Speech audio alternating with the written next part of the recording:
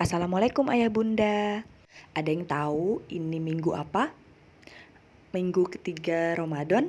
Wah, bener banget. Semoga puasanya lancar semua ya. Selain itu, ini juga masuk dalam Pekan Imunisasi Dunia. Anak-anak di rumah sudah lengkap belum nih vaksinnya? Kalau ayah bunda, ada yang sudah vaksin COVID? Mungkin lagi nunggu antrian atau malah masih ragu. Bentar dulu. Lah ini kan pekan imunisasi, kok malah bahas vaksin?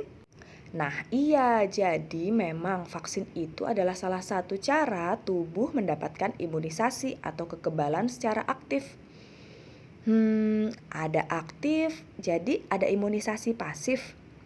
Ada, misal kekebalan tubuh yang diturunkan ibu pada janinnya selama kehamilan.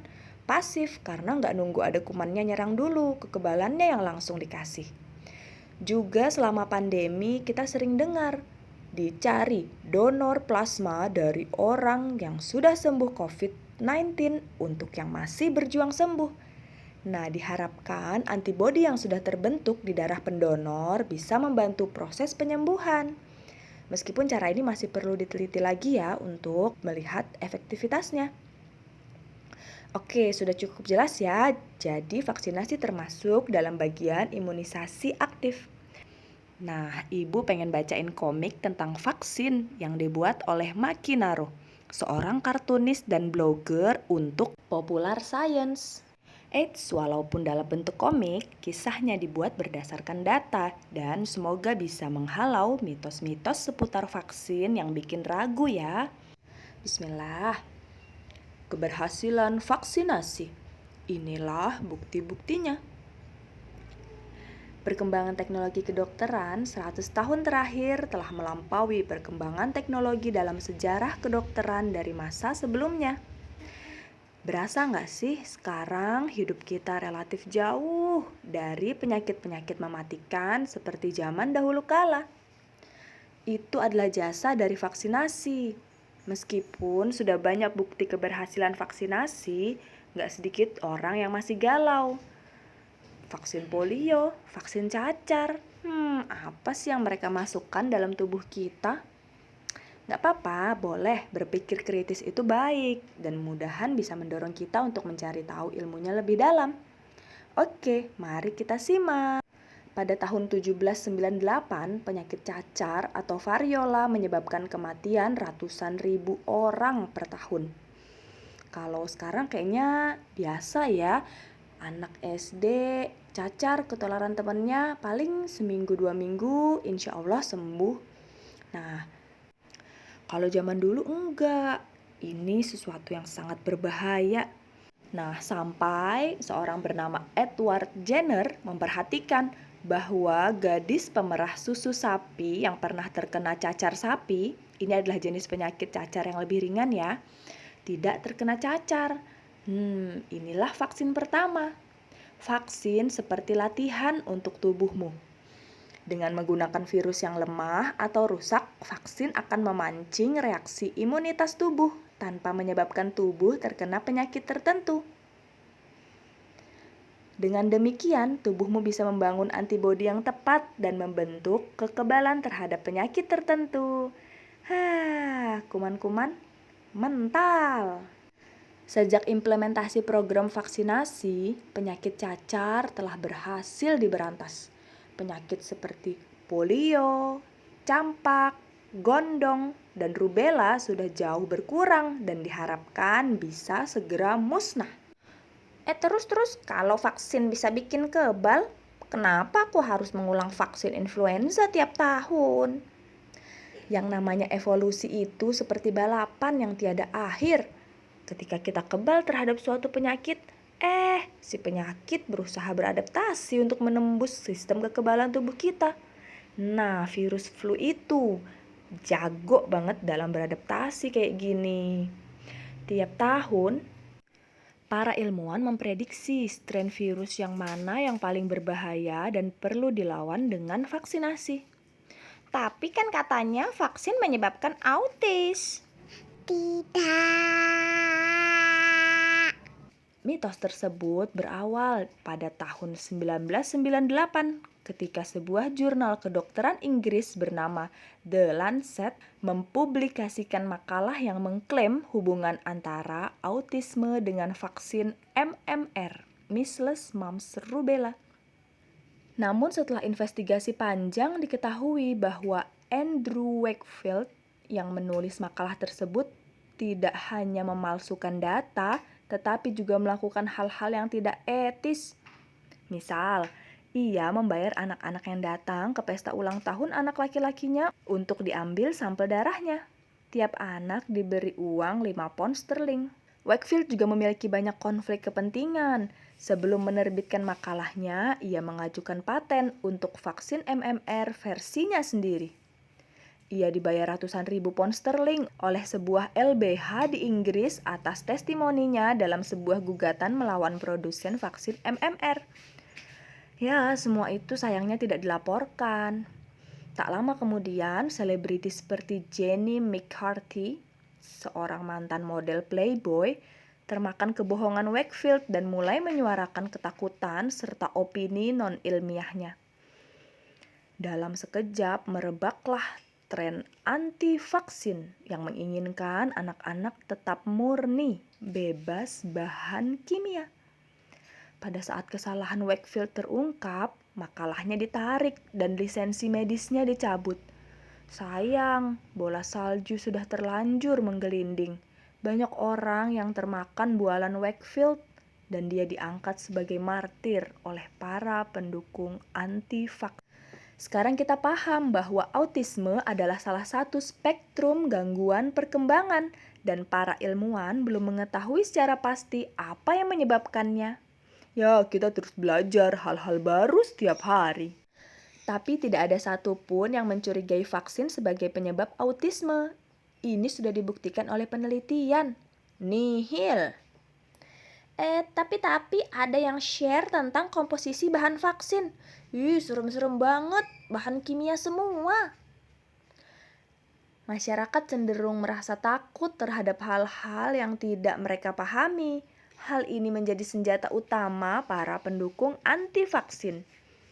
Dengan membuat daftar komposisi bahan vaksin dan menyebarkannya, masyarakat bingung, terjangkit rasa was-was dan takut.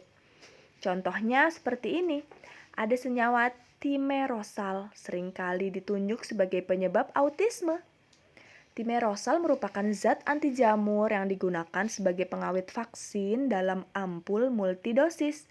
Di dalamnya memang terkandung atom merkuri.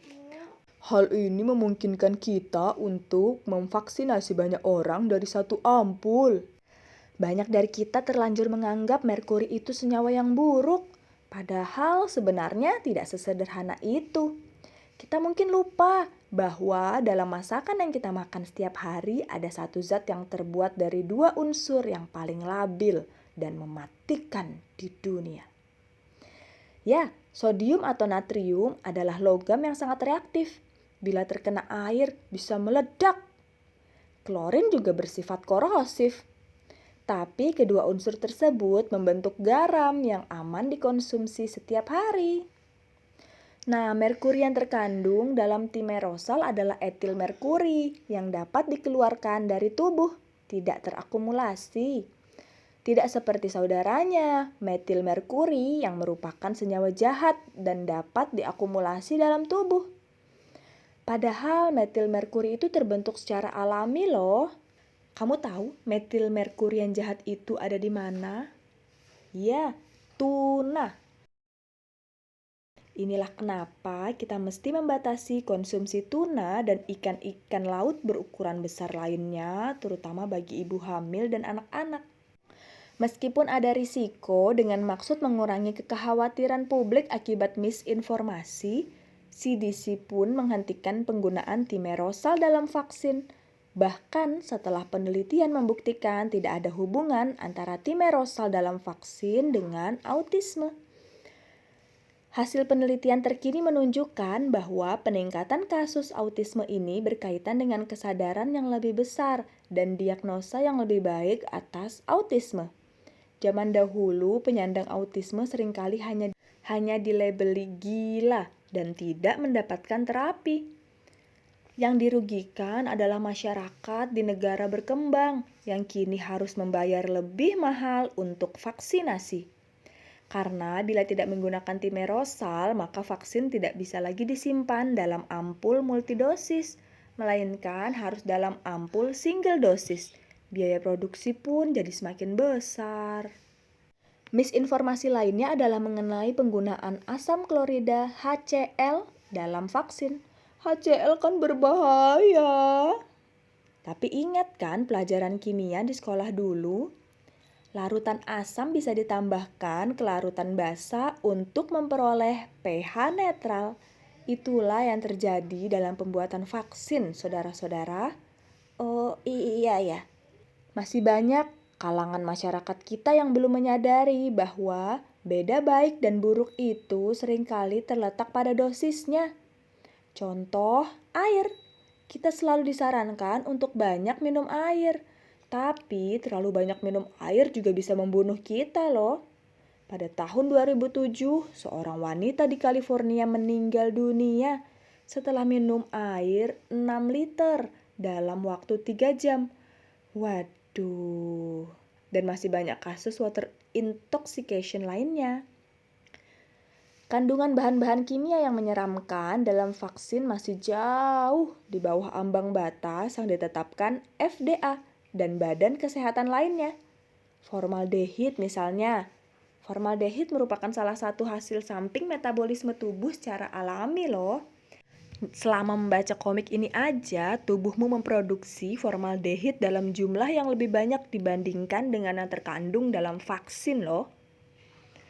Kelompok anti-vaks juga berbohong mengenai bahan vaksin agar masyarakat semakin takut. Kebohongan ini disebarkan melalui website bernama keren supaya banyak orang yang tertipu. Misalnya, vaccinetruth.com, The National Vaccine Information Center, dan juga melalui penggiat anti-vaksin lokal, misal Ibu USA. Pilih-pilih kalau gabung grup di FB ya. Kandungan vaksin yang selama ini dirahasiakan oleh para dokter, ginjal monyet, otak babi, janin hasil aborsi. Aduh, makin ngawur kan makin heboh. Tapi kalau semua itu tidak benar, mengapa masih banyak orang yang anti vaksin? Ironisnya, gerakan anti vaksin ini mirip dengan patogen yang mengancam kita. Sayang sekali tidak ada vaksin untuk kebodohan ya. Mereka berlomba-lomba menebar ketakutan akan vaksinasi, sementara membahayakan masyarakat dari berbagai ancaman penyakit. Timerosal menyebabkan autisme. Tubuh bayi yang kecil tidak siap menerima vaksin. Pakai referensi jurnal kesehatan ya, bukan majalah. Setiap kali tuduhan para anti-vaks dibuktikan salah oleh ilmu pengetahuan, mereka langsung membuat tuduhan baru tanpa mau mengklarifikasi atas kesalahan mereka sebelumnya. Aluminium. Oke deh kalau begitu, tapi kalau nggak ingin vaksinasi ya biarin aja dong. Kan itu hak mereka untuk memilih mau vaksinasi apa enggak. Sayang, pernyataan itu cuma benar jika keputusan mereka tidak mempengaruhi orang lain. Tapi faktanya tidak demikian. Salah satu manfaat dari vaksinasi adalah suatu efek yang disebut herd immunity. Jika persentase masyarakat yang divaksinasi dalam satu populasi cukup banyak, lebih dari 83-85%, maka penyakit akan susah mewabah. Yang dilindungi oleh vaksinasi tidak hanya orang yang divaksin, tapi orang yang di sekitarnya karena suatu kondisi tidak atau belum bisa divaksin. Misal, terlalu muda, belum masuk jadwal vaksinasi, atau orang-orang yang memiliki alergi, memiliki kondisi kesehatan tertentu yang tidak memungkinkan untuk divaksin. Dalam herd immunity, yang divaksin turut melindungi yang tidak divaksin. Kita bisa lihat di ilustrasi ini, bulatan pink digambarkan untuk orang-orang yang tidak divaksin dan belum memiliki kekebalan. Ketika penyakit akan menyebar, bulatan biru atau orang-orang yang telah memiliki kekebalan menjadi benteng, bagi kelompok rentan atau bulatan pink lainnya. Semakin banyak orang yang menolak vaksinasi, kemungkinan untuk terjadi wabah suatu penyakit akan semakin besar. Beberapa penyakit yang nyaris berhasil diberantas kini mulai kembali lagi. Campak, batuk rejan. Sebelum gerakan anti vaksin menjadi tren, penyakit ini bagaikan dongeng karena kasus kejadian yang sangat sedikit. Sekarang, Amerika Serikat tengah mengalami KLB campak dan batuk rejan terburuk dalam beberapa dekade terakhir. Memangnya vaksin benar-benar aman tanpa risiko? Rasio manfaat dibandingkan dengan risiko dari vaksinasi merupakan salah satu yang paling tinggi di bidang medis. Dan sebagaimana kebanyakan prosedur medis, ada risiko yang di vaksin ini disebut sebagai KIPI. Kejadian ikutan pasca imunisasi. Sebagian besar gejalanya relatif ringan, misal bekas suntikan jadi bentol kemerahan, mengalami sakit kepala, demam. Ada juga KIPI yang gejalanya lebih serius, namun hal ini sangat jarang terjadi. Kemungkinannya 1:1.000.000. Sayangnya banyak orang yang tidak pandai dalam menilai risiko. Ada orang yang tidak mau memakai sabuk pengaman ketika mengemudi karena takut tidak bisa cepat keluar mobil jika ada kecelakaan. Aku menghabiskan uangku untuk beli lotre dibanding ditabung. Ya, siapa tahu menang, kan bisa hidup enak. Sebagaimana penyakit, rasa takut dan misinformasi sangat mudah menyebar, menjangkiti mereka yang belum punya kekebalan. Yuk kita cari informasi yang akurat. Percayakan suatu hal kepada ahlinya. Ahli di bidang vaksin ya dokter, bukan sarjana hukum atau penjual online ya. Yuk berkontribusi membentuk herd immunity dengan turut mengedukasi orang-orang di sekitarmu. Jangan lupa vaksinasi sesuai jadwal. Sedihnya, data dari WHO tahun 2019 menunjukkan masih ada 19,7 juta anak di dunia yang belum mendapat imunisasi dasar lengkap. Bahkan ada yang belum dapat sama sekali. Dan tebak, ya Indonesia termasuk 10 besar negara penyumbang anak yang belum mendapat imunisasi dasar lengkap. Padahal udah digratiskan ya. Gimana kalau bayar? Oke. Sekian dulu, semoga makin mencerahkan keraguan di hati seputar vaksin ya. Ayah, bunda, kakek nenek juga bisa mulai cek kondisi kesehatan untuk tahu bisa menjadi penerima vaksin COVID-19 atau tidak. Share video ini ke teman-teman, keluarga, tetangga yang masih pada kemakan hoaks seputar vaksin. Yuk vaksin, karena tak kenal maka tak kebal. Wassalamualaikum warahmatullahi wabarakatuh.